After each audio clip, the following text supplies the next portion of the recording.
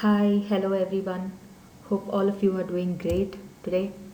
Today we are going to talk about Hagia Sophia. You must have heard this name recurrently in news, in international news. We'll see what is its significance and importance today.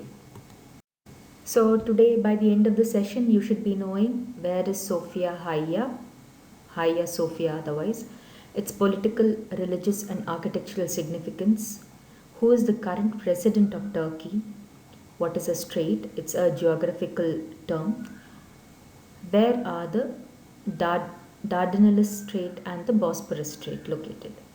So come on, let's start.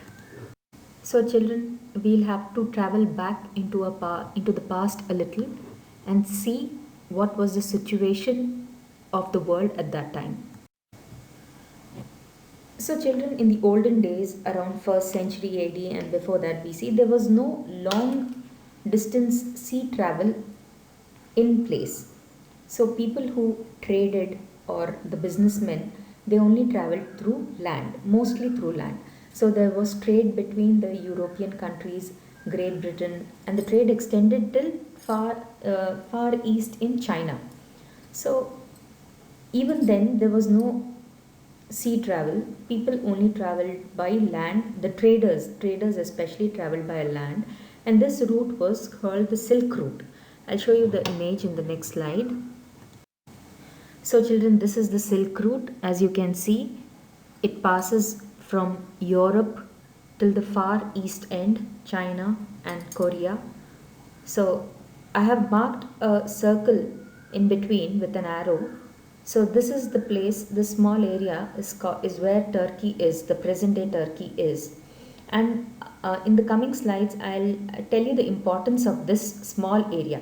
If you can see the continent, the above portion is all Russia, which is a very cold place, and travel through that place is a very difficult option.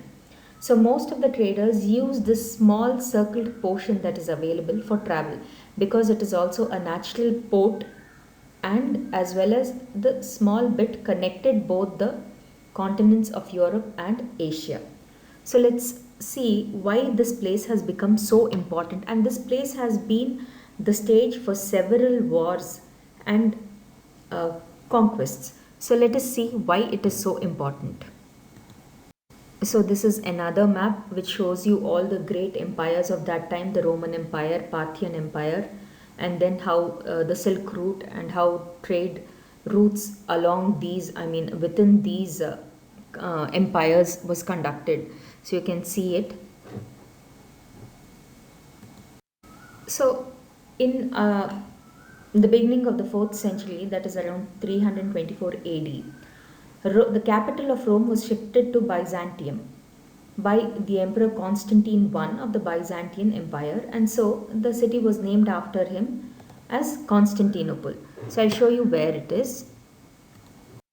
So here you can see this was the Byzantine Empire, okay, and the one in dark red is the place we are talking about, Constantinople.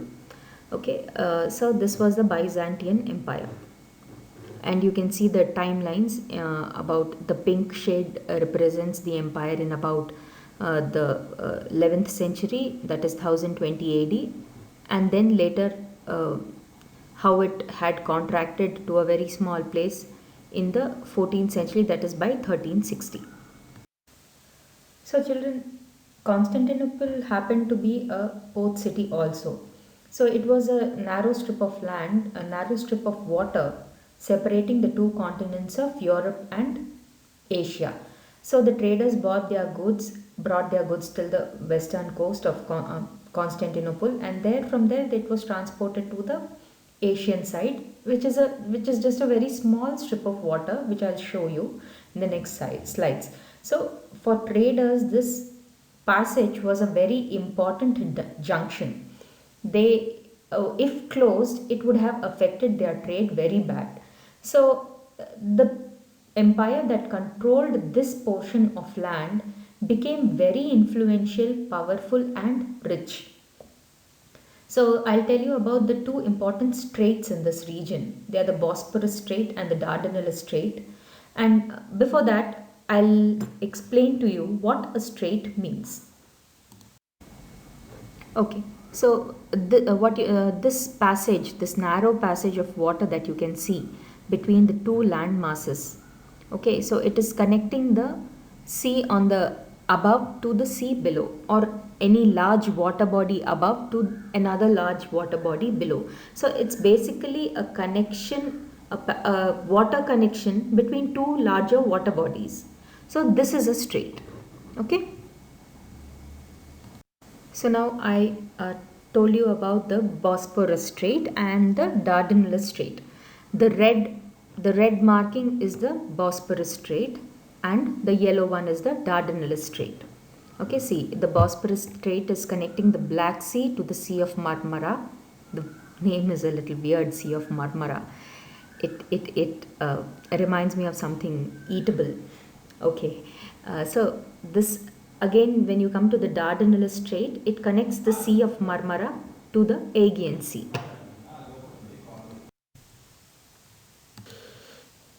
So the Bosporus Strait is a narrow and a natural strait, also known as the Strait of Istanbul. It forms a part of the continental boundary. It's a natural boundary between Asia and Europe, and it connects the Black Sea to the Sea of Marmara. The Dardanelles Strait connects the Sea of Marmara with the Aegean and the Mediterranean seas. So the two straits together are known as the Turkish Straits. So you have to look this up on the map for yourself and then mark where the Dardanelles Strait is and where the Bosporus Strait is. Where is Istanbul, whether it lies to the west or the east of the strait. You have to look up for yourself and let me know in the comment section. So any empire that controlled these straits was rich and influential.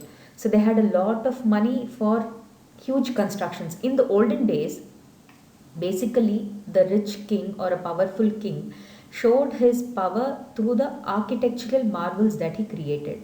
Even in India, if you go to the south, you can see the Brihadeshwara temple. The Brihadeshwara temple built by the Chola kings, which is an architectural marvel. The height of the Gopuram and the sculpture, the beauty of the sculpture, everything shows the richness of the king. I mean, richness of the empire at that time. The king could afford to invest in such technology as to build such huge temples or huge structures. That was what it conveyed. So, the greater, more beautiful, and more complicated the structure, the more powerful the king. So, in similar manner, even the Byzantine Empire was a very rich empire, and many wars were fought for conquering this region, which was around these straits, or the region of Istanbul, or present day Turkey. So, the Byzantine Empire was a very powerful empire. It had a very good military, very good army, and a lots of money. So, they ruled Constantinople for nearly 1100 years. Many people tried to conquer them, defeat them, but then no army could stand in front of them. They were extremely powerful. So from 323 AD to 1453 AD, which is from the 4th century to the 15th century, Byzantine Empire ruled Constantinople. Hagia Sophia was built in the 6th century. It was actually started in the in 3rd century, 4th century, but then it was destroyed. Again, it was started in 5th century. Again, it was destroyed by conquerors, and then in the 6th century it was started and completed. So it was built between 523 AD to 537 AD by the Roman Emperor Justinian I. The purpose of the structure or the building was to accommodate large congregations of people. It's a large meetings of people. So it was a huge hall where people could gather for discussions, meetings, coronations. It was assumed to be the navel of the earth. Navel, you understand, right? Navel, navel. So that is the important part of the body before you're born. or the umbilical cord is attached to your navel, so all the baby in the womb gets all its nourishment from the mother through the umbilical cord. So navel becomes a very important part of the body before you're born, when you're in your mother's womb. So the site of, or the uh, place, so Hagia Sophia was considered to be the navel of the earth. So every king who was to be coronated was coronated in that place or in that hall. It gained a lot of importance politically, culturally, as well as in a religious sense. Religious sense because it was a church. In those times, Roman Church was a very powerful church. So it was very powerful seat of the Christian establishment at that time. Architecturally also it created a set of standards, or it beats some myths, and it solved certain architectural problems. In the sense, prior to this there was a dilemma, or there was a doubt. People did not know how to build domes over square structures, so they did not know how to do that. Prior to this, nobody could attempt something such a large scale. The dome of Hagia Sophia, if you see, is very large. So somebody could never think of attempting this kind of a feat, like placing a dome over a square structure. But then the Byzantines solved this problem using the pendentive. The pendentive. I'll show you what a pendentive is. So this is a pendentive. See how it is. There's a four-sided structure, a square on which the dome is built, and see how the dome is supported. The structure of the dome is not directly placed on that four squared structure, because you cannot place a dome on the square. It will leave out the edges. So this is the idea that they came up with for building a dome over a square structure. Hagia Sophia means holy wisdom. It is an architectural marvel, as I've already told you. And if you want to know more about its architectural elegance, or you want to see how it looks from the inside, I have pasted the link. I have provided the link in the description box given below the video. You can just go and see it for yourself. Children, inventions changed the face of history totally. There were many inventions like paper, uh, which changed the course of history in a very big way. Similarly, there is gunpowder invented by China in 1903. So this changed the face of war, or how wars were conducted, how wars were fought. It changed because before this, people fought with knives and sticks and spears and whatever they could get hold of. But then after gunpowder, everything became about ammunition, bombs as such.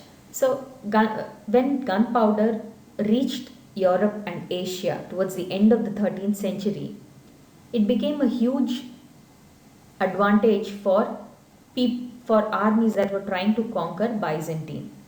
So one such army was the Ottoman Empire army. So the Ottomans used the gunpowder to their advantage to defeat the Byzantines, because by the time Ottomans came, that was around 1453 AD, the Byzantine Empire has already shrunk to a very small area located only in and around Istanbul, as you could see in the previous map. So Byzantine Empire shrunk to a very small area. So it became easier for the Ottomans to conquer it. And in 1453, the Ottoman Empire defeated the Byzantines and conquered Constantinople. It was conquered by Mehmed II. He was also known as the Mehmed the Conqueror.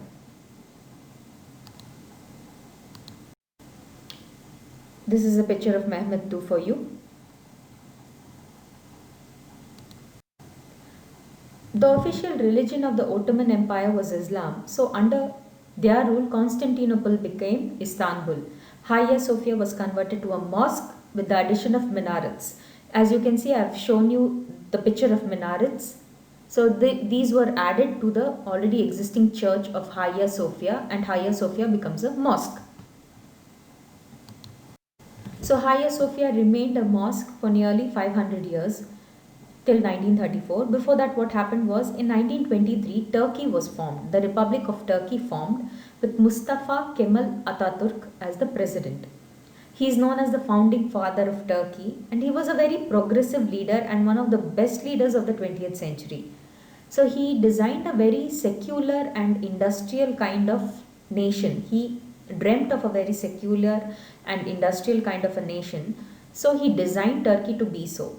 In this attempt, what he did was in 1934, he changed the Hagia Sophia from a mosque to a museum. He converted it to a museum so that people of all religion could visit the site or visit the place.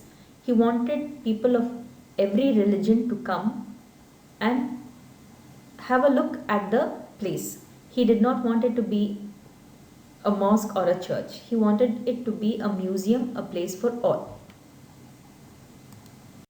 So this is the present day Turkey, as you can see. This is Ataturk.